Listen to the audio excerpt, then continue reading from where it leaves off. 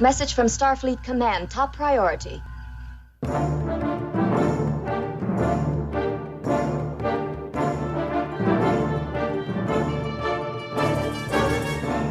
You are listening to the TrekRanks podcast, a member of the Tricorder Transmissions Podcast Network.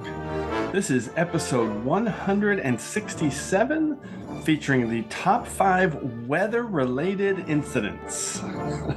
Welcome, Star Trek fans. I am Jim Moorhouse. I'm the host of the TrekRanks podcast, and tonight we're going to be doing a little storm chasing as we break down the top 5 weather-related incidents.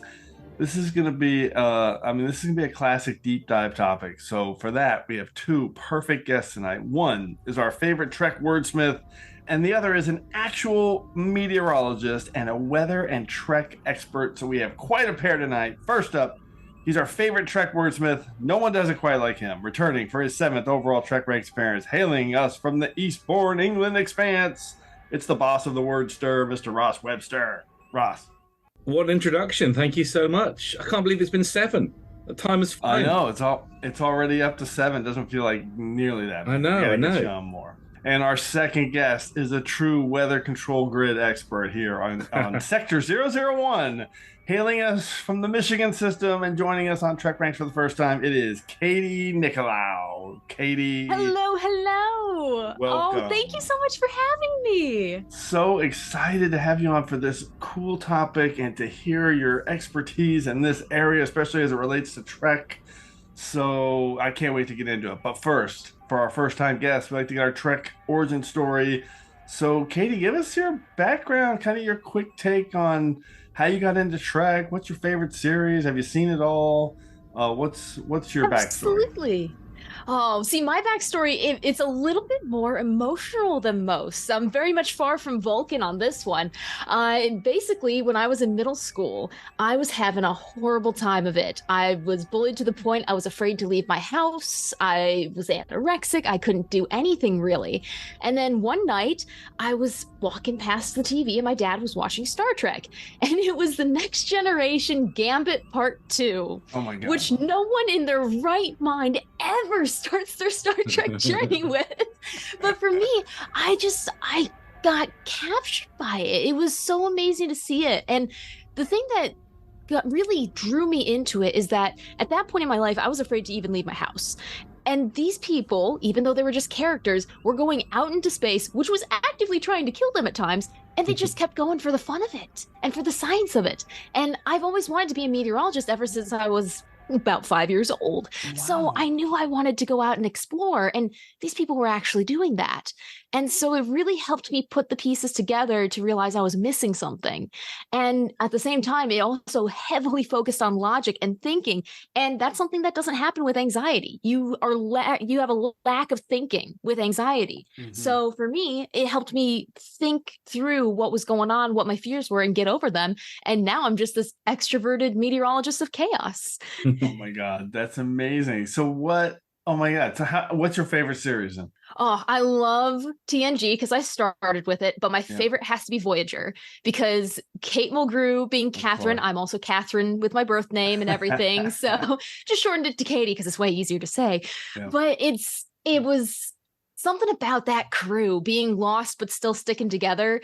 It just resonated with me. And also Tom Paris and Chakotay, love them. So cool. Are you ever able to kind of weed your Trek into your kind of meteorologist stuff when you're working? Absolutely. There's I believe it was the day that Picard season 1 dropped. I actually put my Star Trek uniform on air and during our morning show. And I was just like, by the way, Star Trek's on. CBS Paramount Plus, so I can do this, and because we're a CBS station. And then I love my fandom forecasts. I started them when I was out in Sioux City with my first job. Sioux City, Iowa. It's great. It's right where Nebraska, South Dakota, and Iowa meet, but there's not much else out there. So I kind of created my own fun, especially with the pandemic. And I just started to do forecasts for different fandoms, including Star Trek. So you travel to different planets and lots of research into canonical weather data, which, yes, does exist. And I get to present it. Oh, my God. Okay. All right. We'll see if any of that comes up in our picks today. This is fantastic. I love that backstory, Katie. Super, super cool. Okay, let's get into our TrekRanks recalibration. What are you recalibrating? Everything. It's a sweeping, a recalibration of all systems. Okay, the TrekRanks charter has two clauses. One, we rank Trek so we can have a fun conversation about Star Trek. And two, the ranks don't matter. We just use them as a framework to have a deep dive conversation about all the things we love about Star Trek. But what is that Vulcan motto? Infinite diversity. In infinite combinations. And what is diversity? A celebration of differences. Because as T'Pol and Dr. Phlox just said, TrekRanks is a celebration of differences. There are no wrong answers at TrekRanks. This show is just about sharing the things we love about Trek, and we love it all, from TOS to TNG, straight to the Enterprise, and the Kelvin timeline, now Discovery, Picard, Strange New World, Short Treks, Lower Decks, and Prodigy as well. It's all fair game here on the TrekRanks podcast. Black alert. Black alert. And a reminder that this episode of TrekRanks is current through the Star Trek Strange New World second season episode Under the Cloak of War, which is the 891st episode of Trek across the past 57 years. And don't forget, we use episodes as a shorthand term, but the 13 films are always in play as well. Hailing frequencies open. Thank you, Mr. Worf. You can hail me directly on Twitter at TrekRanks or at Enterprise N Extra, because my other account is suspended, and you can see our extensive ranks of all the treks at trekranks.com. And don't forget to also leave us a message with your own picks at 609-512-LLAP. That's 609-512-5527. Okay, Ross and Katie, let everyone know how they can get a hold of you on Subspace. Ross. So I am on the platform formerly known as Twitter for now, so at STRTIK1701. I've also dipped my toe into Blue Sky, to Borg at Blue Sky Social. So I'm seeing how that goes. Yeah. Excellent. Excellent. And of course, Snaptrack. Snaptrack. Yeah, we have. Of course, how could I forget? Our favorite podcast. Favorite Star Trek podcast, obviously, apart from this one. Yes, so check us out on at Snaptrack. And Katie, how about you? How can people get a hold of you? Absolutely. Well, you can find me across the multimedia verse at weather_Katie. I'm on Facebook, Instagram, former Twitter. TikTok is a big one for me. LinkedIn, if you really want to. I also have a YouTube channel called So Many Random Fandoms, because it is so many random fandoms in my house. And I'm also every Friday on Star Trek and Chill with the Seventh Rule. Oh my God, I love it. It's so much fun. I have not dipped my toe in TikTok. Maybe someday. The world there is crazy. I heard Trek TikTok is pretty cool. Oh, it is. Definitely. All right, let's run a diagnostic cycle to get into today's show. Computer, run a level 2 diagnostic. Okay, not really sure we need a diagnostic cycle for this topic. I mean, it's weather-related incidents, so there's plenty of ways for everyone to define that in their personal prime directive. And I was thinking this, technically everything's weather related, right? I mean, even a perfectly calm day at 72 degrees Fahrenheit is weather related. So I guess for the most part, the thinking on this is maybe extreme weather related incidents, but whatever, you get the idea. Definitely going to probably have some questions about some of my picks for you, Katie. So we want to tap into your expertise on this. So let's get into our prime directives now. Do they know about prime directive? They know everything I know, sir. And you're about to know everything we know about our prime directives. So Ross and Katie, we're going to start with you. How did you guys define your prime directives in order to finalize your picks? Ross. So I wanted to go for real world sort of weather events. No like unique space weather, no ion storms or plasma storms or anything like that. I was quite conscious I didn't know that much about weather as I started reading about this and sort of looking into it. So I wonder if I'm going to get called up by Katie on some of my picks for welcome to the cult. Not being actual weather. Maybe it's climate related. I'm not sure. But so it wasn't just, there didn't have to be, if there was snow on the ground, they didn't count that as snow. They had to be in the snow. They had to be a proper blizzard, for example. Yeah. Had to be really going for it. And I wasn't too worried about choosing different series, but I wanted a nice mix of old and new Trek. And that's what I've done. Okay, that's interesting. Mine's a little bit similar to that. Katie, how about you? How'd you break it down? Well, see, I'm into interplanetary meteorology, which is an actual thing now that we're thinking about going to Mars. So I was a little bit more on the loosey-goosey side with, okay, yeah, if you have some kind of interesting name for a weather phenomenon on your planet, I'll consider it if it actually could happen within my physical realm of space. So pretty much did that. And then definitely if something from Earth weather popped up, that was on. Yep. That immediately caught my attention. Yep. Okay. Yeah. So I have a mix of both of those. I started out with my normal brainstorm. I was storming. And then I realized for some reason, I chose to make this incidents instead of like moments or scenes. So I really wanted it. Incidents just sounds more official, right? So I wanted something like an official weather report. Like this is about the weather. There's a major incident happening. And I only really considered picks where someone actually dies because of the weather-related incident. Oh my goodness me! Either a dark turn. Yeah, directly or indirectly. So the weather's happening here, people. There we are. We got a body count. Most are pretty direct. One's a little indirect. And then to make it even more complicated, I only picked like real weather incidents, like that could happen on Earth or on a regular planet. Okay. So not like you, Ross, no storms in space or spatial anomalies or anything like that. Just murderous weather events. Exactly. Murderous weather events. Thank you. Perfect. That's Directive. Okay, let's do it. Third Modicon, introduce us to the order of things. I am a Jem'Hadar. He is a Vorta. It is the order of things. Thank you, Third Modicon. As always, everyone will start with their 5-word summary and a hashtag to tease their pick. Then we'll each reveal our weather-related incident and the reasons we're highlighting it. And of course, everyone will pick one episode to kind of associate with that pick. And after getting through 5 rounds of picks, we'll get a few secondary system selections from everyone. And remember, if we have any duplicate picks, make sure you listen for the Defiant Torpedo. Okay, Ross, we're going to start with you. What's your number 5 pick for your top 5 weather-related incidents? Okay, I felt this was my most obvious pick, but I couldn't let it pass, so I'm just going to go for it. 178 different words for rain. Hashtag Glemening. And how can I go without a reference to Star Trek's definitive weather episode, the much-loved Let He Who Is Without Sin. You had to do it. Yeah. And of course, you do get to see the rains of Ferenginar in several episodes. So it's a great and very like moist detail that he's got. You know, he's got all those words for rain. And I've really picked Quark's rumination on the weather and how it impacts everything, even the food. And it just, everyone's so miserable while it rains. And of course, it's down to the terrorists, the weather grid terrorists who've impacted Riser so much. And I love it.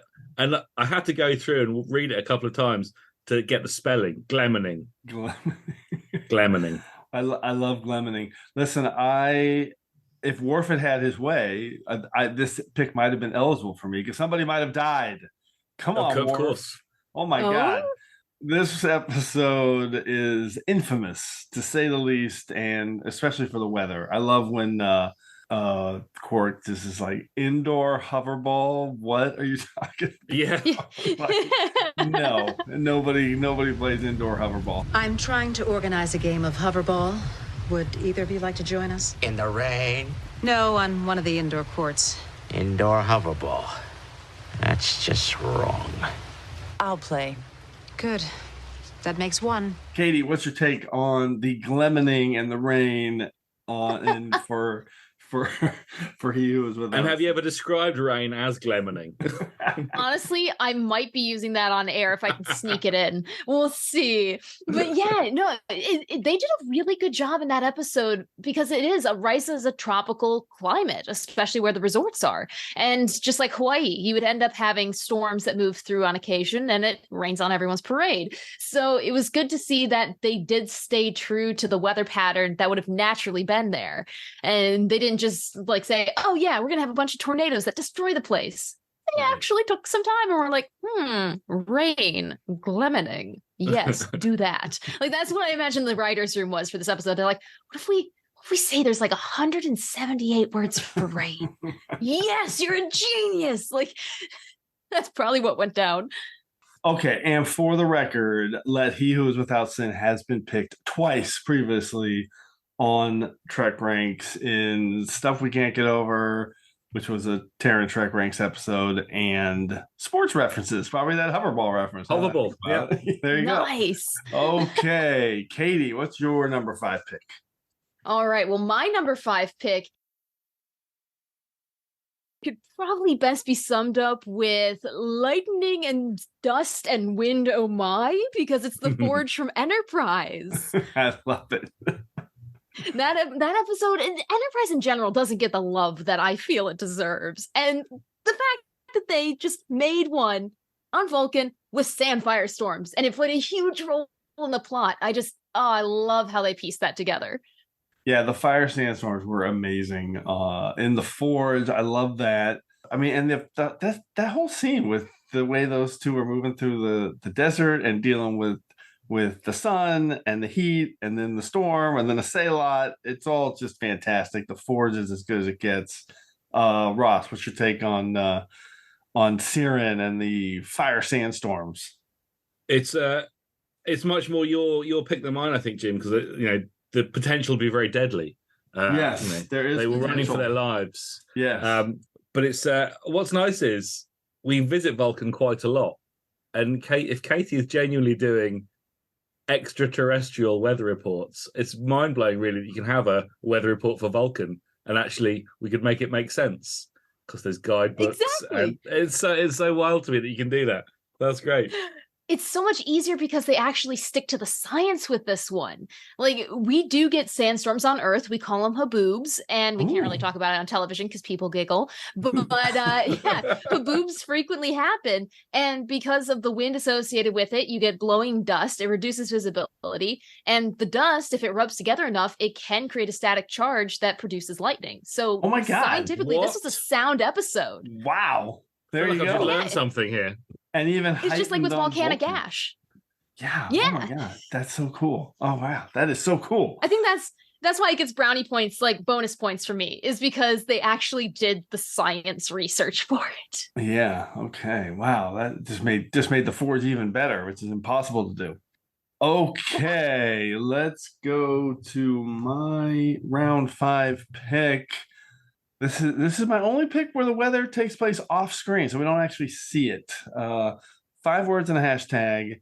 Execution bundle via tornado funnel hashtag. Q can't predict the weather. And it is a tornado in Topeka, Kansas from the episode True Q, TNG season 6. And I like this episode. It's a little bit of an underrated Q episode because Q is not nice in this episode. He is like an underlying threat the whole time. This is the one where Amanda Rogers they find out a human who's actually a Q on the Enterprise. And her parents were executed by the Q continuum with a tornado that appeared over their house in Topeka, Kansas. And the Weather Modification Net didn't detect it. No storm fronts, just a funnel. Killed them off. And as Q, my hashtag perfectly said when he was confronted by Picard, you can never predict the weather. I love this one. Ross, what's your take on True Q and the tornado that killed Amanda Rogers' parents? I knew it was a tornado, but I didn't realize it was in Kansas. I mean, were they purposely channeling Frank L. Baum and the Wizard of Oz? Maybe the Q continuum is Oz.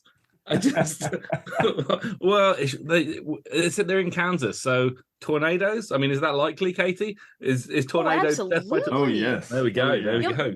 Kansas, you got the Wizard of Oz is there for a reason. Kansas is definitely one of the tornado hotspots, and it's because of the way the geography of the United States is. It's more positioned than most spots on Earth to get tornadic activity.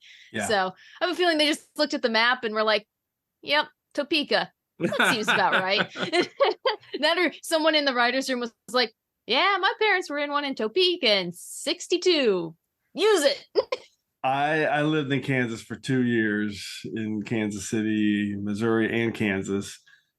And yeah, tornadoes, real thing. I grew up with earthquakes, so like earthquakes don't bother me, no issue. As soon as I heard a tornado siren for the first time, I was like, what the hell are we supposed to do here? Oh my God.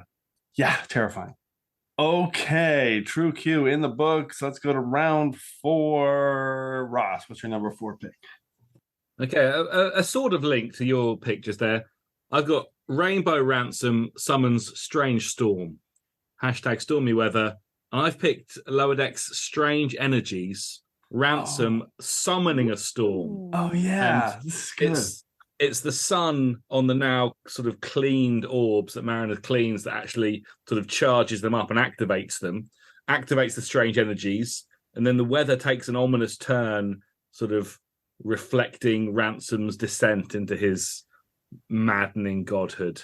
And he jets out all those rainbows and the sky is black. So it's a sort of a bit contrary, but a very strange storm. And it was one of the first things I thought of when I thought of this subject. Yeah, that's good. To wait, what? Because what happened? She's like she was cleaning off the side of the thing. She's cleaning up those big the big structures. Right.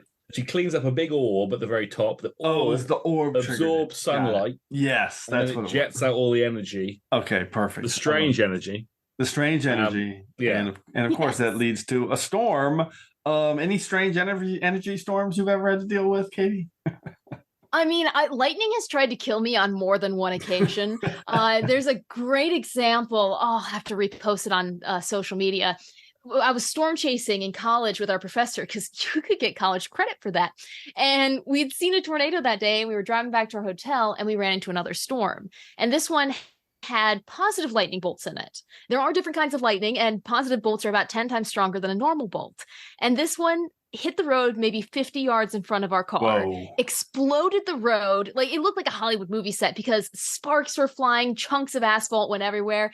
And I don't think I've ever been blinded for as long in my life as with that flashbang of a lightning bolt. So that's about as close as I've gotten. I mean, that legitimately sounds like Ransom causing havoc. I was mouth open during that story. I couldn't believe what I was hearing. Well, you want to know what the worst part of that was? That whole day was doomed from the start because we woke up, we got in the car, and there was a snake on the car. And so we knew that was like, bad omen, great. And then we get to that lightning bolt, and the kid who was driving the lead car, he was deathly afraid of lightning, and he was the one who was closest to it. It was maybe 20 yards in front of his car. And so we got to the hotel about 10 minutes later, and he ran inside and puked everywhere because it was just so dramatic. Like, we laugh because we can afterwards, but it was just like the most insane thing. My main takeaway from this is better to have a snake on the car than in the car. So, yes. Okay. Katie, what's your number 4 pick? Well, my number 4 pick is you can never predict the weather. Hashtag Q don't care. Is True Q from TNG. All right. That's a good one. It is. Return to us. Well, and it's so cool because when they talk about it, Data's talking about the synopsis of the tornado that happened. And he says it was an extraordinarily compact yet extremely powerful funnel. Its recorded wind velocity was characteristic of a funnel 3 times its size. Oh, right. Which is the only thing I have a slight problem with. And it's because tornado size does not exactly translate to strength. There's tornadoes that are known as drill bit tornadoes. And if you look them up, you'll have a new fear and you won't be able to sleep tonight. They're the thinnest, most scalpel-like funnel clouds. And they spin so incredibly fast. Then you have those giant wedge monster tornadoes that take up the entire sky. And they're miles wide. Both of them can have very similar wind speeds. So... Okay. That's fascinating. Meteorological caveat. I'm sure Data has uploaded that to his matrix since that episode and now knows that. So fantastic. Okay, any final thoughts on True Q, Ross, our first duplicate? I just can't believe how much I'm learning about the weather. I did say at the beginning I don't know much about the weather. I'm like, God, I really don't know much about the weather. That is interesting. I'm so grateful to be in England where the weather is fairly neutral. There's no tornadoes, there's no snakes, I don't have to worry about this stuff. Actually, if you pop across the channel over to France, you have a fairly decent chance of seeing a tornado in a very specific area. Ooh. It's one of the most... Go on then, where? It's like a tornado. I am actually going to France soon. Oh, there you go. It's on the beach. I can't remember the exact spot. It's northwest corner, I think, of France. And it's one of the most highly densely populated tornado hotspots. Right. So you have a small area, but lots of tornadoes that hit it. Yeah, you gotta go. It's on my bucket list. Awesome. Is it near Le Bar? Anyway, let's I'm next. Round 4. My number 4 pick. 5 words and a hashtag.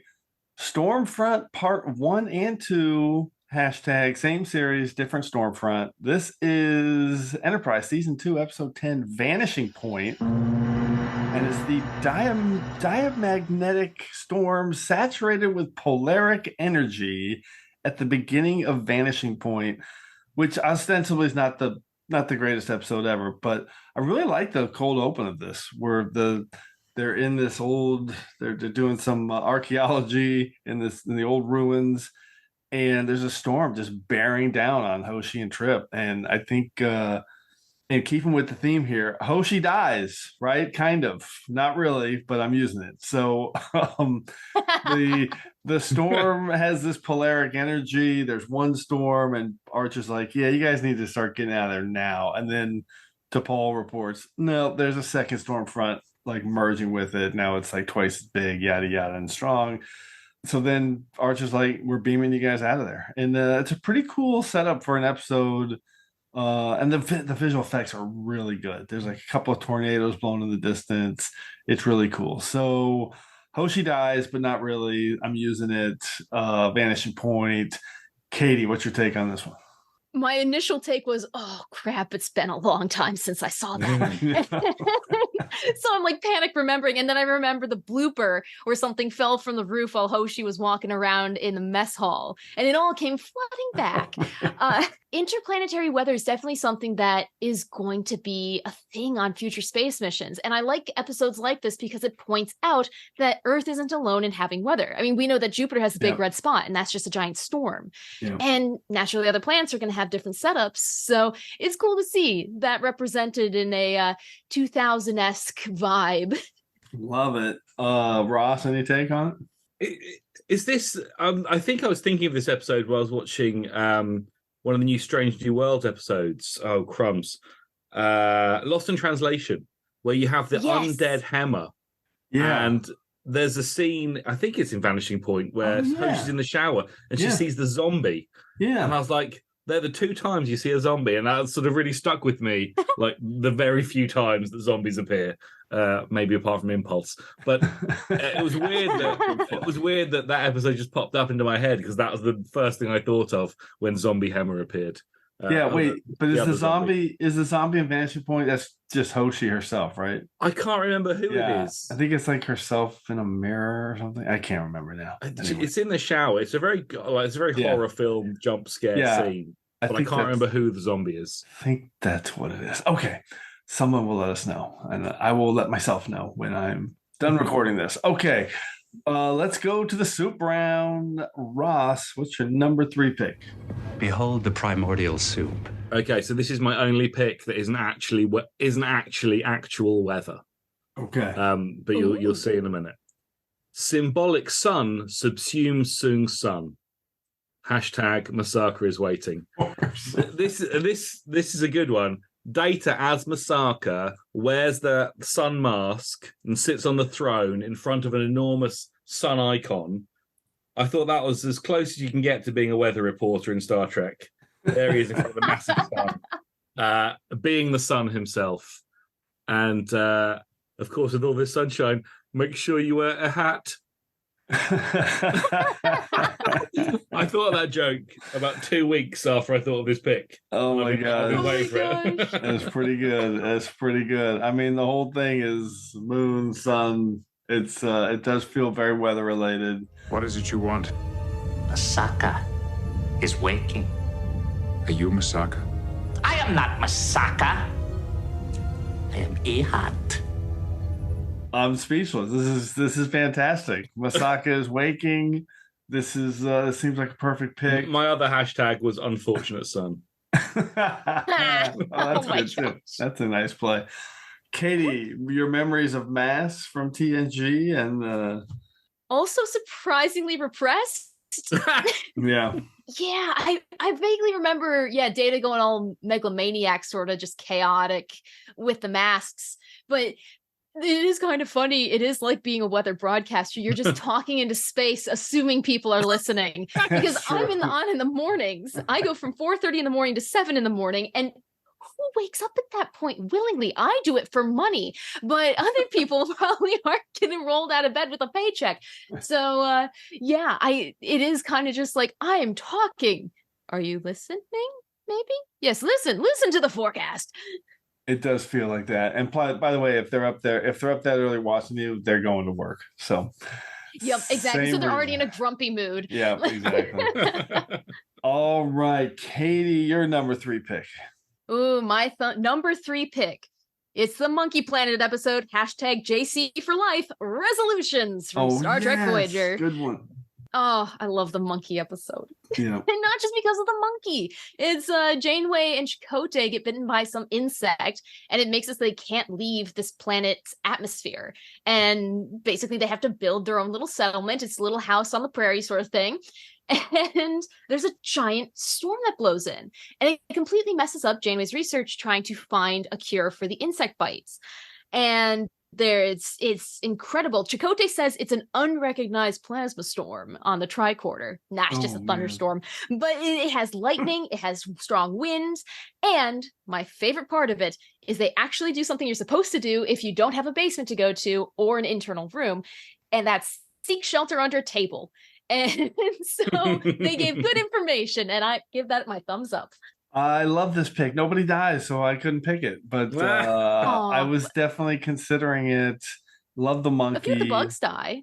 Yeah. Oh, yeah. Fair enough. I'm sure there was a few animals that died in that storm. Yeah. This is a good storm. They did a good job with this one. Underrated episode. Ross, what's your take on Resolutions? Yeah, I have to say I didn't think of this episode at all. The storm, I have to say, I don't remember the storm bit has bypassed me. I remember the monkey. I remember Chakotay was going to carve a bath for Janeway. Right. Yes. This was as close as they ever got. But the storm, I don't remember the storm. Don't remember the storm. I have to go back. And I've been doing a rewatch recently. It's like in the 3rd or 4th act. Yeah. It's just enough. And the only reason they threw it in was to make Janeway give up on trying to find the cure for their disease and start to accept life on that planet. It was totally just thrown in as a plot device, but it's okay. The weather's usually the villain in stories. I just have to accept it. I love it. This is good. Okay, my soup round pick, 5 words and a hashtag. Bersalis bonfire breaks burning bond. Picard dodges Darren bullet. This is TNG Season 6, Episode 19, Lessons. And it's the firestorms on Bersalis 3. And I love that. This was the first one I thought of when we thought of this topic. So every 7 years on Bersalis 3, this is the episode where Picard is dating Nella Darren on the Enterprise and sharing music. I knew Artsy was going to bark. I saw the mailman looking at. And every 7 years on Bersalis, there are firestorms, and they got some, outpost scientists on the surface, and there's solar flare radiation reacting with energy plasma in the planet's atmosphere. Massive storm, super deadly. It looks really cool. They did a great job with the production on this for TV, like back in 1993. And I just think they executed it really well. Lots of people die. Lots of folks die. I think like half a dozen or maybe a dozen. And I may not be Team Nella Darren. I'm Team Vash all the way, but I'm also definitely Team Bersalis Firestorms. I love them. Katie, what's your take on this one? Well, this one, it's interesting for me because we do have firestorms here on Earth. Wow. And so drawing comparisons between, California, you can actually get them a lot wherever you get the wildfires, because fire tornadoes are a real thing. There's another nightmare for you. And they're not necessarily tornadoes as much as they are whirlwinds, but because fires rage at such a high temperature, it forces the air to rapidly rise. And if it's an area on the periphery of the fire, you can also get cold air that rapidly sinks, and that causes these violently spinning columns of fire. And sometimes they can be rated as if they were tornadoes because of the wind speeds. Sorry, hold on. What's the difference between a tornado and a whirlwind? Well, tornadoes are convective in nature, so it means that there's a parent thunderstorm that causes it. Right. Versus little whirlwinds or dust devils or little spin-ups like that. Those are mostly due to temperature differences at the ground rather than from a storm up top. Damn, learning so much. I don't get to flex this much often. Keep those questions going.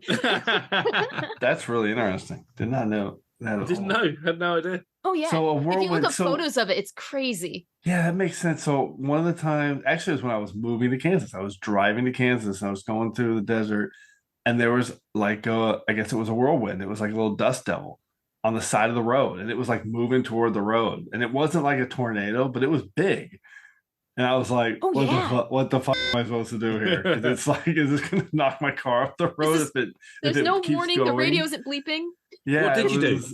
I just watched it, monitored it, and it kind of didn't come near me, but it was big enough where I was like, what is that? I've never seen anything like it. Oh, yeah. So. You can get massive ones in Colorado, for example. If you have like a freshly tilled dirt field, those dirt particles are very light and they're so small.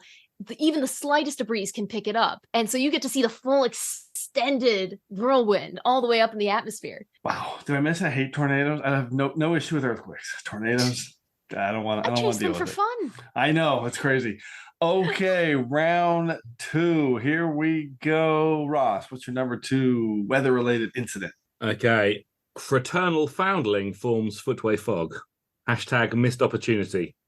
And this is Lars in DS9's Chimera turning into mist on the promenade. Oh, fantastic. And then promptly being, well, he wasn't arrested for it, but he caused a bit of trouble. I think he got into a fight with the Klingons immediately afterwards because he turned into fog. And I think it was the first time you could really see that Odo could become things more than just solid or biological objects. He becomes sort of more ethereal things like mist or fire. So it was a good pick for me. I enjoyed it. Oh, the fog is so good. This is so good. I love this pick. This is such a great outside the box pick. Another interesting episode, but that's a really good. What was it like? Odo says, "Oh, the fog was menacing" or something. Odo says in response to. I can't remember because he gets the Klingons come and threaten him. Yeah, and Odo's like, "Yeah, what you were threatened by the light vapor that was misting around." They claim he surrounded them menacingly. They felt menaced by fog. Oh, that's so good. What's your take on indoor fog? I just thought of another one with indoor fog. Katie, what's your take on indoor fog on Deep Space Nine's Promenade? I am not a fan of fog. It's such an awful kind of weather. And I say that in a loving way because I have to. But fog is actually pretty much a lack of active weather because it forms when you don't have wind, when you have a lot of moisture and everything's just quiet. And it's very unsettling to me. So if that were to happen inside, and it wasn't a haunted house, I'd be out that house. I'd be out the door, jumping into a spaceship, being like, "Head to Bajor, we aren't staying here." That's crazy. Hey, so Ross, correct me. Did they did call it fog in the episode, right? At some point, or did they just say mist? They call it fog or mist. I can't remember. I did watch the whole episode just to check but it was either fog or mist. I feel like they called it fog at some point. I could be wrong. I mean, think they called it fog. Well, it's definitely fog in not to spoil anybody's future pick, but in Sub Rosa when the fog shows up in engineering. So another pick. Okay. Let's see. We'll see if that one comes up. Sorry if I spoiled it. Let's go to Katie's number 2 pick. What do you got? Yes. Oh, I've got poor alliteration skills. I can tell you that because my 5 words for it are: it's not an exact science. # Snow Day. And it's Crossroads from Star Trek Prodigy. Oh, cool. It is the episode where they're abandoning the Protostar. Yes. They're going to go to Starfleet. And they're on a planet that's being hit by a blizzard. Yes. And not many Star Trek episodes make me jump out of my chair screaming, "Ah!" like the Leonardo DiCaprio meme where he's pointing at the TV. Right. But this one totally did, because there's an exchange between Rock Talk and Jenkum Pog where Rock Talk looks at the clouds and goes, they're dark nimbostratus clouds. And Jenkum Pog goes, what are you, a meteorologist now? And Rock Talk goes, maybe I am. And I just, oh my gosh, when that happened, my heart, like, because usually people are like, oh, are you a weather woman or are you a weather man sort of thing. But meteorologist in a kid's show, I was like, punching the air, yes. Those are dark nimbostratus clouds. We better get a move on so we don't get stuck in that storm. What are you, a meteorologist now? Maybe I am. And then that's not even the last one, because when they walk up, the blizzard keeps going. They issue like a, hey, everything's grounded because of the blizzard. And then Jenkum Pog goes, I thought you said we had time, Miss Meteorologist. And then Rock Talk goes, it's not an exact science. And that I've used that excuse on multiple occasions. Like, the best way to describe weather forecasting is you have a bowl of milk, you put a bunch of sparkles in it, like glitter, and then you point at one particular piece, say, watch that and tell me where it's going to go in the next 7 days, and then spin the bowl full of milk and just watch it spin. That is what weather forecasting is like, and it's crazy. Beautiful pick. The blizzard's really, that's a big part of that episode. I didn't think of it. I try to think of an episode with snow and blizzard like that. And this is the best pick for this. I love this. It's a great episode. It moves the story along. So much excitement. And they probably use nimbostratus, I might add. Those are dark, thick, and mostly featureless clouds that produce heavy rain and snow. So it's like, oh, fantastic! And there's an avalanche, which is part of weather as well. So, and I love all that stuff with Rock Talk. And then maybe I'm a meteorologist. That's so good. I was so good. So hoping that was going to be her character arc, just that she would become a meteorologist, because then I could die happy. Also, no, it's okay. we can't let any Prodigy pick go by without saying save Star Trek Prodigy, Paramount Plus. You suck for eliminating it from the platform. You suck. Ross, what is your take on this pick? Yeah, no, it's a lovely pick, and it is nice to see Rock Talk always embracing sort of every science that comes towards her. But in this case, meteorology. It's a lovely pick. Thank you. Fantastic. Let's go on to my number 2 pick. My last pick was firestorms. Now we got some more fire sandstorms. 5 words and a hashtag. Siren's night leads to irrevocable fate. Hashtag death of the desert wind. And it's the death of Erev in the Forge. So a duplicate pick, same as Katie's. And I'm going to focus on Erev when he dies. He's Siren, and he goes by Erev, which in Vulcan means the desert wind. And my 5 words in the hashtag was irrevocable fate, because he dies. Very good. So just like the storms, there's the firestorms on Versailles 3. Now we got fire sandstorms, and you already heard Katie say they're real. This shit happens. It's incredible. So I love this scene. They're hiding in the rocks, and they've got the rocks up to protect themselves, and one of them blows off the wall when there's a swell of storm, and it hits Erev, and he dies. And of course he passes his Katra on to Archer. Great stuff. Any final comments on the Forge, Ross? I think your picks demonstrate your lived experience of living in America, and same with Katie as well. You've chosen these big storms, big weather events, and I've picked rain, sun, fog. You like storms, firestorms, snow blizzards. Yeah, that's fair. I mean, the weather's so mild here. I grew up in Southern California, so it's normally fog. But I did spend a couple years in Kansas City and like 10 years in Chicago, where there's a lot of weather. So, oh yeah, Chicago. I'm not good with those weathers. Katie, any final take on the Forge? Oh, it's just cool. It's a cool episode. I do like how they said that it could last for hours or to days. Oh, so it's either like a little thunderstorm or a hurricane. It has that exact, like, the timing between the two. Really tricky to forecast, I can imagine. Yeah, love that. Okay, Ross, round 1. What is your number 1 weather-related incident? Begin round 1. It is very cold in #Canada. It is. This is Strange New Worlds, tomorrow and tomorrow and tomorrow. This is the other alternate timeline Kirk asking Lan Noonien Singh if Canada is always cold. Oh my God. And him sort of rubbing his shoulders together. And I picked this. I think you asked me to come on this episode, and this episode aired just a few days beforehand. I was like, perfect timing. Absolutely excellent. I love this pick because I hate the cold. When I was in Chicago, I grew up in San Diego, so I could never get used to even checking the weather. Like in San Diego, you never even check the weather, right? It's just the next day is going to be the same. In Chicago, if you don't check every day, you can go from 40 to 10 in a few hours. And I'm just so not used to checking the weather. And I love that moment when Kirk's standing there like freezing, like I said, always this cold, and it just looks, and I don't like the cold. So I really, really like this pick. Plus, this episode is awesome. It's already been picked a couple of times, and we haven't even done our Strange New World Season 2 recap show yet.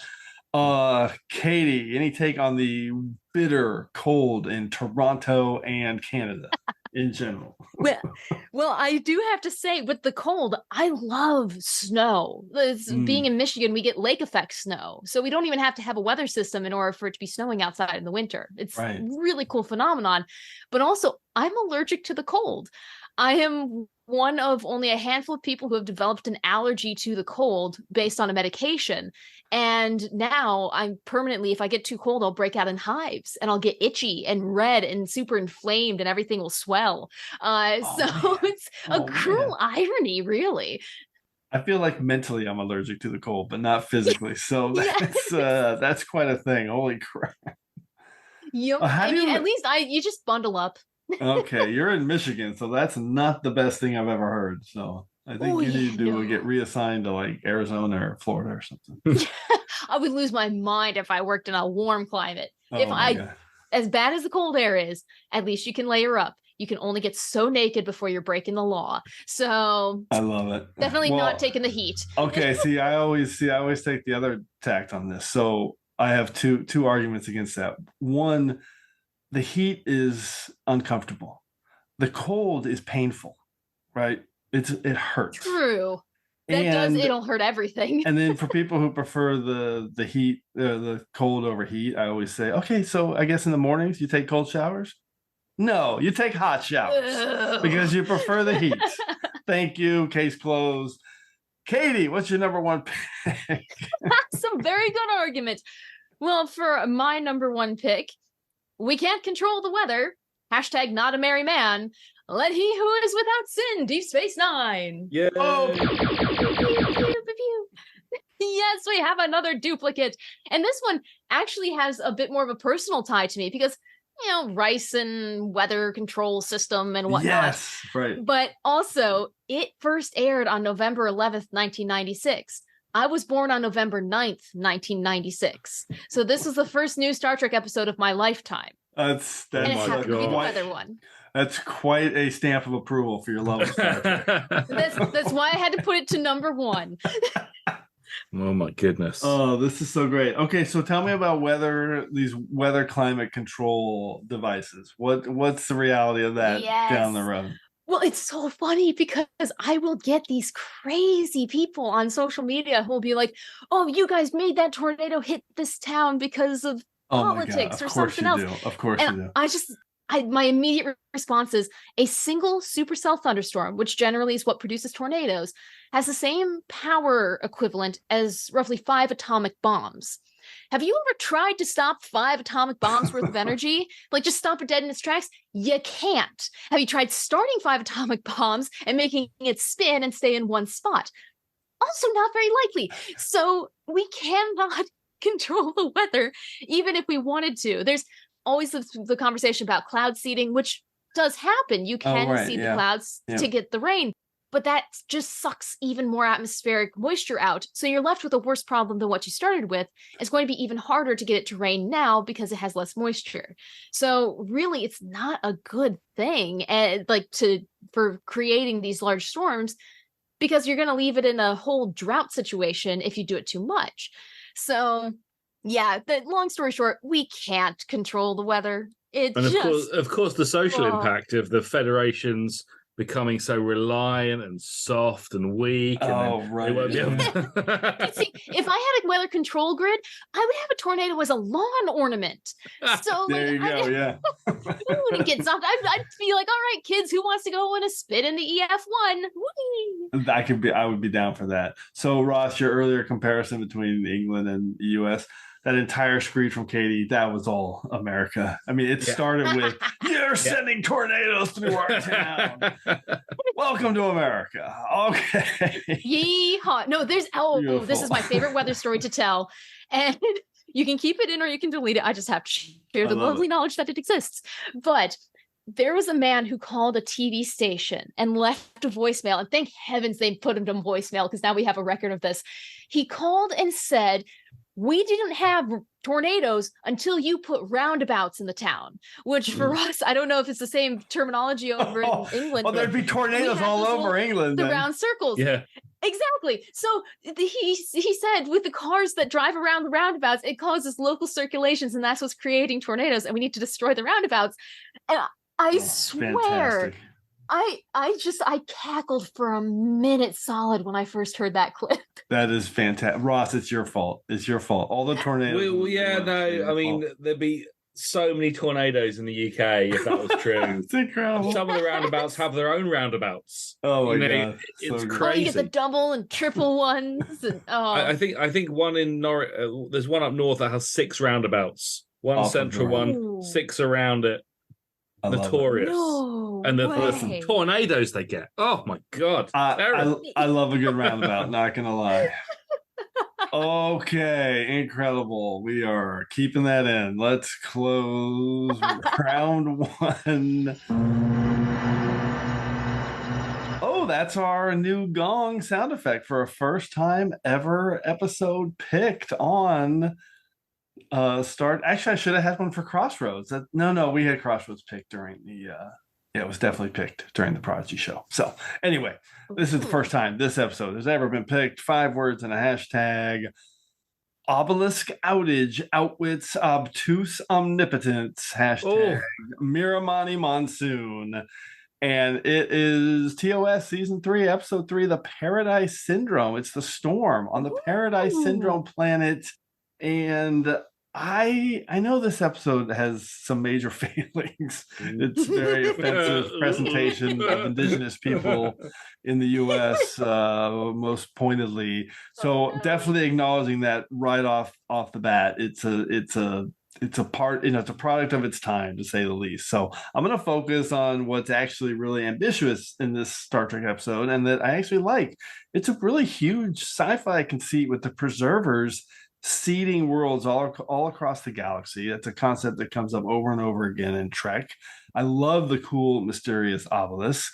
And I actually like the story here of Kirk losing his memory and having a life on this planet and connecting in, kind of with nature and all these things of becoming kind of the medicine man, or again, bad term. I know that's not an okay term.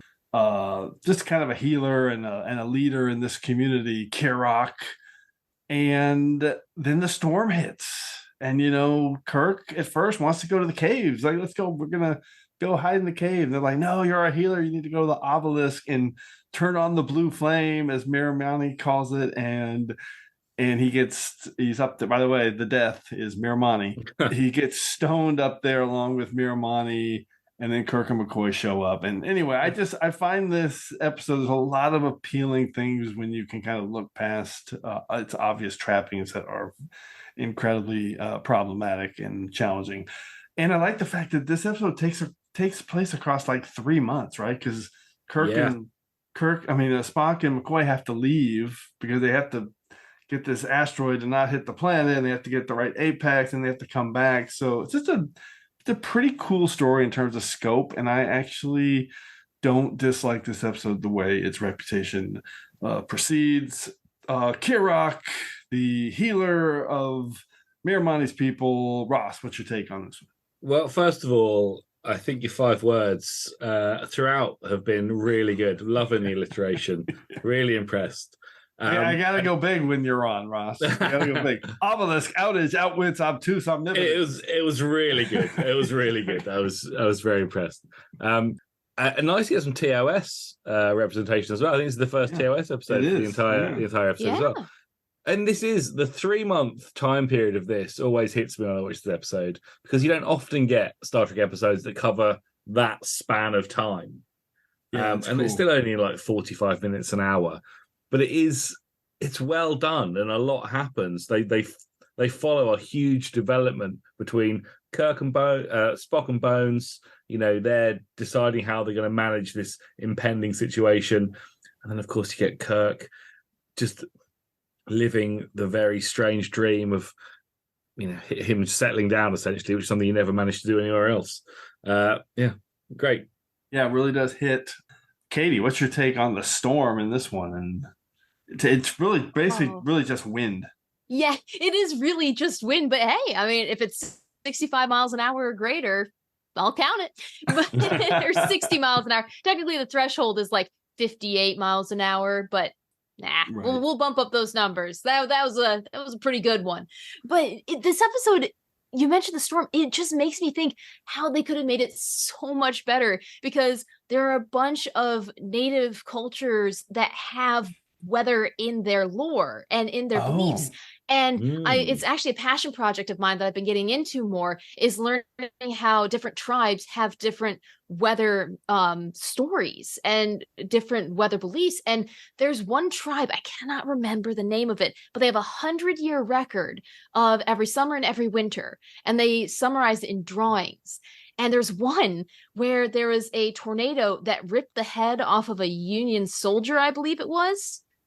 And it's one of those scalpel tornadoes. Wow. There you go. Yeah, exactly. And so it's looking at how weather history was interpreted in different areas throughout different times and by different peoples is becoming a new hobby of mine, really. So they could have done something with that, but they didn't. Well, listen, on the list of things they could have done to have better representation for indigenous people in this episode, that's like number 87. Because when you mentioned this episode, I immediately a part of my soul just retreated a little bit, like, oh no. Oh god. Not this one. All right. Well, let's get into some secondary systems, lots of other storms and weather-related incidents out there. Ross, rattle off a few extra picks. Let's see what you can do with the secondary systems. Okay, so I mean, one of the ones that I struggled with was which of Let He Without Sin picks do I want? There was a whole scene where Worf is explaining how Riker is controlled by the weather grid, and Dax calls him a black cloud, and I really liked that. I thought that's nice. Man, that would have been good. That's very bringing the weather into it. Nice weathery insult. I thought about the Dicronian cloud creature in Obsession. Damn, I didn't think of that. Yeah, cloud creature. Good. I really struggled not to use Deep Space Nine's The Visitor, which, like all literary classics, begins on a dark and stormy night. I really like that. Yes. Yeah, that's good. I did think a lot about the underrated and underused Travis Mayweather. Oh my god! But didn't get him in anywhere in the end. And then I just had a massive long list of episode titles, which are which you would hear in a weather report. And there's literally, I've probably got about 30. Which are they're obviously just weather report titles. Take a look at the maps and legends. We can see the emergence of stormy weather. Force of nature, we bring in sounds of thunder when it rains for 2 days and 2 nights. Oh, fantastic. During the night, the storm front reaches its threshold. What you leave behind is mostly the cloud. The serene squall is excellent for one little ship tacking into the wind. At dawn, this will be displaced by a cold front with lows of 1. Thankfully, it's too short a season. In the next phase, some fortunate sun will be breaking the ice, with temperatures reaching highs of the nth degree, and in theory, creating a fair haven. This is Ross Webster, for The World is Hollow, and I have touched the sky. Wow. I'm blown away. Oh my God, Ross, tell me how many episode titles are in there. Do you know what? I don't know. Count them now. Maps and legends, emergence, stormy weather, force of nature, sounds of thunder, when it rains, 2 days and 2 nights, night, storm front, threshold, What you leave behind, the cloud, the serene squall, one little ship, tacking into the wind, dawn, cold front, one, too short a season, next phase, fortunate sun, breaking the ice, nth degree, fair haven, for the world is hollow and I've touched the sky, 25. Okay, I think that was 25. Oh my God, so good. Fantastic, Ross. Brilliant. Clap, clap, clap. It would have been better if you read it out, Katie, actually. You got the cadence. Yeah. So you can do it exactly I can do it right. in the meteorologist voice. Yeah, exactly.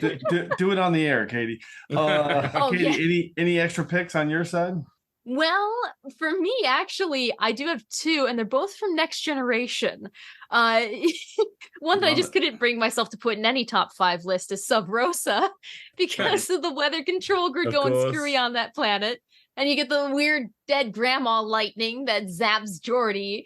And I don't know why, but that's one of the first weather ones that pops to my mind. Definitely. It's so great. But also Starship Mine in Next Generation, which is the one where they're sweeping the ship with some sort of particle and everyone has to get off, but they don't, and Picard has a saddle. But there's a great side part to the story where Data is trying to learn small talk. And he's trying to converse about it. And so Data goes and he starts talking about the weather. And he's like, I understand that that Arcaria has some very interesting weather patterns. And it's so. And then there's Hutchinson who's talking. He's like, "Oh yes, if the weather were better on Arcaria, and we could take our horses and take them on the southern oh gosh, what else is it? Visit the nesting grounds and etc." And I'm just sitting here like, gosh, if I don't have that conversation every time I step into an elevator with someone, exactly, incredibly relatable. And that leads right to the plot of Starship Mine. That's a great one. I didn't think of Data talking about the weather. It's so good, and I loved your Mayweather too. I got to give that a shout out, Ross. Yes, that's really good. That's a great one. Okay, I'm gonna rattle off just a few more on my list of No One Died, so I couldn't pick it. Let Who Use It Without Sin, Sub Rosa. I had Strange New Worlds Enterprise episode, which had a lot of storms, but no one died. Resolution. And then I also had the Class 5 Neutronic Storm from the Catwalk, Lightning Storm in Space from Star Trek 2009. Yeah, I thought about that one. Electromagnetic Storms in Power Play, TNG episode. Of course, the Voyage Home had all that weather-related stuff. Right. Probe. Oh, I forgot about the probe. Yeah, the probe's pretty good weather. Bad, Trekkie. Bad. That's why we do TrekRanks. And then Invasive Procedures opens with a storm around Deep Space Nine. It's a really cool effect. And I had the Nuclear Winter from Friendship 1. Again, not really, kind of weather-related. I mean, too many people died in that one today. Way too many people died. Yeah, way too many. I had A Matter of Time, Pentharo 4, asteroid hits the planet, massive earthquakes, volcanic activity, ash blocking out the sun. The ion storm from Mirror Mirror, of course, is a big one to open. But my special shout out, and I'm so glad it hasn't been mentioned yet because it's an all-time infamous classic episode of Star Trek. Of course, it's the Dal Rock, the storyteller from Deep Space Nine.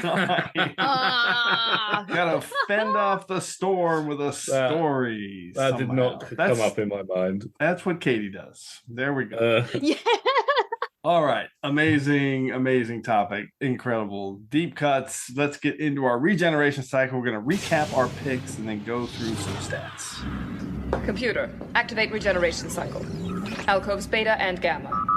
Okay, Ross, let's start with you. Recap your 5 picks. Okay, so for number 5, I had Deep Space Nine's Let He Use Without Sin and The Rain. For number 4, I had Lower Decks and Strange Energies with The Storm. For number 3, I had The Next Generation and Masks with The Sun.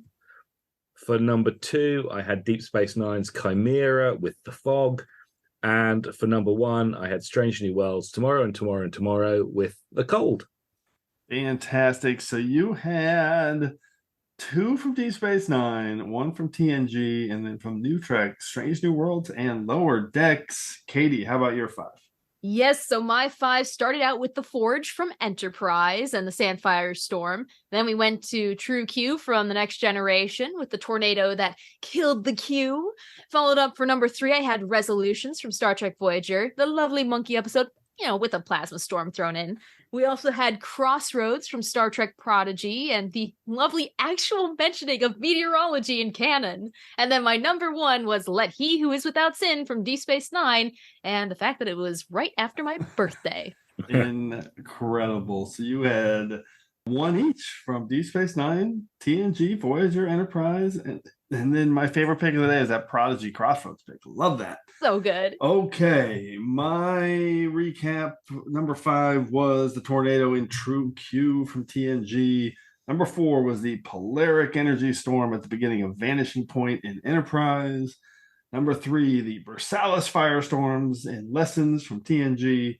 Number 2, the Fire Sandstorms from the Forge Enterprise. And my number 1 was the Basic Storm in the Paradise Syndrome from TOS. Okay, I have got some good stats to relay here. All right, first off, we had 3 duplicates. So that's a lot. That's amazing. So in terms of breaking down the types of weather, here we go. We had just the cold was 1, and then the fog had 1, and a blizzard had 1. We had 2 each for rain, tornadoes, and then kind of like strange energy picks. Those are both yours, Ross. I'm counting mass and strange energies together. Yeah. And then for basic storms, we had 6 different types of storms all over the place. Polaric, plasma, sandstorms, fire sandstorms, regular storms. So there were 6 storms overall. And our breakdown by the episodes, we had 1 each from TOS, Voyager, Strange New Worlds, Lower Decks, and Prodigy. So lots of new Trek represented there. And then 2 from Deep Space Nine, 3 from Enterprise, and TNG led the way with 4 overall picks. Incredible, fantastic list. I love it. All right, but now we're going to initiate a temporal inversion because it's time to hear from you. Initiate temporal inversion. Initiating. And for this week's temporal inversion, we are going back to episode 157 and our top 5 Xindi War moments. And we got a great voicemail in from friend of the show, Melanie, who is at PorthosNX01 on Twitter. Take a listen. I love this. She gets through her 5 picks and like 10 secondary systems picks really fast. It's awesome voicemail and reflective of how great Enterprise Season 3 is. Hi, Jim. This is Melanie here with my top 5 Xindi arc moments. I am a huge, huge, huge fan of Season 3 Enterprise and of the Xindi arc. I decided to do my list before listening to the episode, just right off the top of my head, and just trying to pick moments that have always stood out to me upon rewatches. So here we go. Number 5, shout out to the Xindi Aquatics. I love the Xindi Aquatics, and I love the scene where Archer is pleading with them to help him, and he's talking to them through the glass in that little area of their ship. I think that's a really fantastic scene. And the moment I'm choosing is when they choose to help him, and Tucker Smallwood, who did not have a name in the show, says, "That was remarkably fast." I just love that whole aquatics thing going on, and especially their ships as well. Number 4, Trip Tucker has such an arc here during this season with the loss of his sister and everything he's going through. And I think that The Forgotten is a really underrated episode that is just amazing.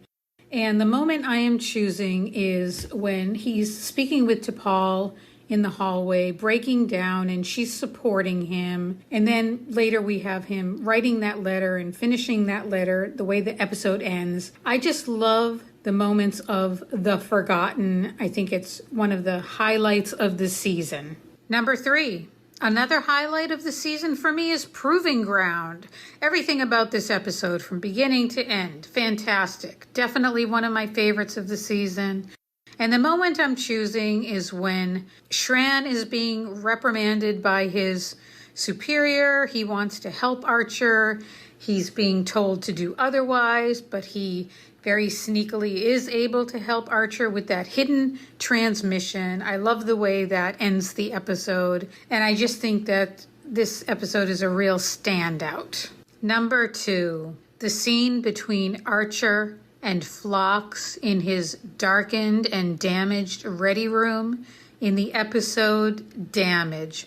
Whether you agree with Archer's decision or not, you can't deny the power of this scene with 2 actors at the top of their game, with the lighting, the writing, everything about it, the poignancy, the intensity.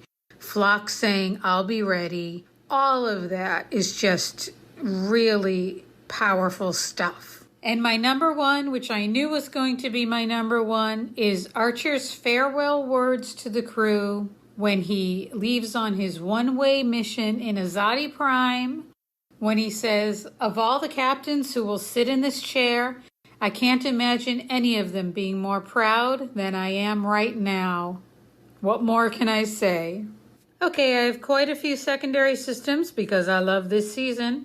Shout out to Greylick Dur. I'm a big fan of the shipment, and I love the relationship and development of the relationship between Archer and Greylick in that episode, and Greylick helping us out. Carpenter Street, hashtag nice ray gun, and welcome to Burgerland. Just a fabulous episode.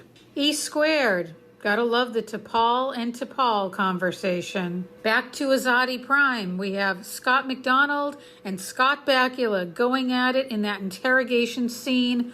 Whoa, that is one of the best scenes of the whole season.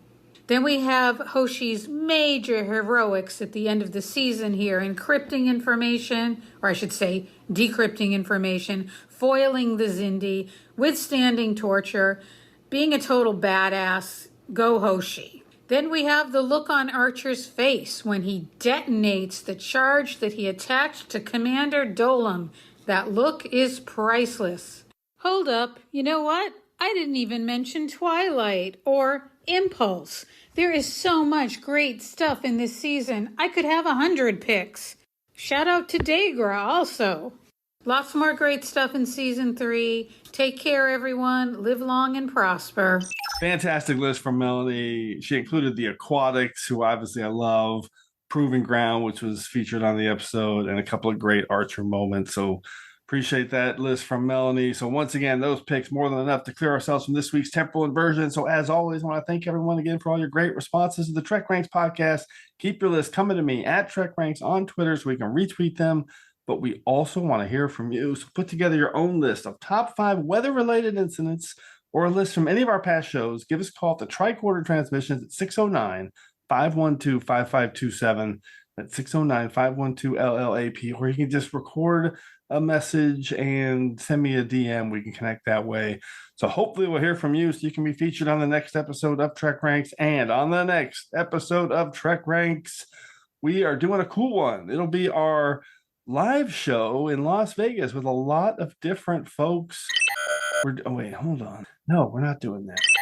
I messed this up with my notes because I keep moving these episodes around. Let me make sure I got this right, because this one's not dropping for a while, by the way. I'm recording way ahead. This is a late September issue. Wait, no, can you predict the weather that far in advance? Yeah, exactly. Yeah, Okay. not with any accuracy. All right, hold on. So hopefully we'll hear from you so you can be featured on the next episode of TrekRanks. And on the next episode of TrekRanks, we are doing a cool one. I like this one. Ross, you would have been good for this one. We're doing a cool topic that should be aligning with the 900th episode of Star Trek. 900. We're going back into our abstract grab bag, and we're doing abstract counting. So counting, a count, anything that's counting in Star Trek, because we're going to hit 900 episodes. So Ross and Katie, if you had to choose something related to the topic, abstract counting, which means absolutely nothing, what would you choose? Ross, what's your take? The first thing that comes to mind is the countdown being silenced in Star Trek 3 when sets the ship self-destruct. That's the first thing that came to my mind. When Krug is yelling, "Get off." Yeah, that's fantastic. Yeah. That's a great countdown. sorry, not a great count. It's a great countdown. It's great abstract counting. Katie, anything popping into your head? I don't know why this popped into my head first, but actually I do. It's because we've been talking about Deep Space Nine on another show. And I just want to count all the times O'Brien was like captured or tortured or got zapped by the computer. Because that number has to be getting close to infinity at this point. Oh, that's a cool, different way to look at abstract counting. You could do your own count. You can make your own. Yes. Oh, this is going to be great. This is going to be a great topic. Can't wait. Channel closed. Reset. Subspace communication. Scrambler code Riker 1. Scrambler code Riker 1 acknowledged. Okay, let's close this episode out with a huge thanks to Ross Webster and Katie Nickolaou. It was awesome having you guys on for this topic. I learned a lot. Same. Yeah, I feel like I know more about the weather now, and I know to avoid America because the weather there is just so wildly dangerous. If you ever want to just chase a tornado, you know where to find me. What I worry about is the tornado chasing me. That's my concern. Hard. All right, Ross and Katie, any final Trek Scrambler codes you guys want to relay before you depart? Ross, avoid tornadoes. Just thank you for having me on. Very pleased to be here. Really enjoyed talking about the weather. Really do feel like I've learned a lot. So thank you very much, Katie. Do anyone seek me out on Blue Sky for a chat about Star Trek, or check out my podcast at SnapTrek. Fantastic. Katie, thanks for coming on and educating us so well on this. Anytime. Yeah, if anyone ever has any questions about the weather, like I said, I work the overnight shift, so I have all the time in the world to message. So just let me know if you have any questions. I love it. Okay. Finally, I just want to thank everyone again for engaging with us here on episode 167 of the TrekRanks podcast. As always, I want to close by saying I'm looking forward to standing with you again here in this place where I belong. Earth in my time, it isn't like this. What is it like? Battleground for a while, then occupied territory, and then a war. God! Was it always this freezing on Earth? This isn't actually that bad for Canada. But it will get colder at night. We need to change before we freeze. Come on.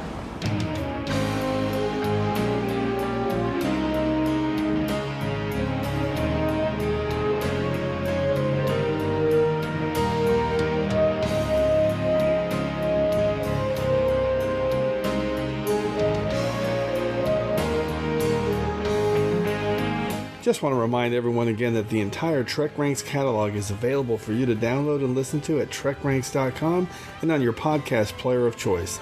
Our episodes never get carbon dated, so check out the topics you've missed and maybe just want to listen to again over at TrekRanks.com. And a reminder to check out our friends 5-Year Mission at 5yearmission.net. They're writing a song for every episode of Star Trek, and you won't believe how great their music is. They also have a podcast at the Trek Geeks Network, so seek them out. You won't regret it.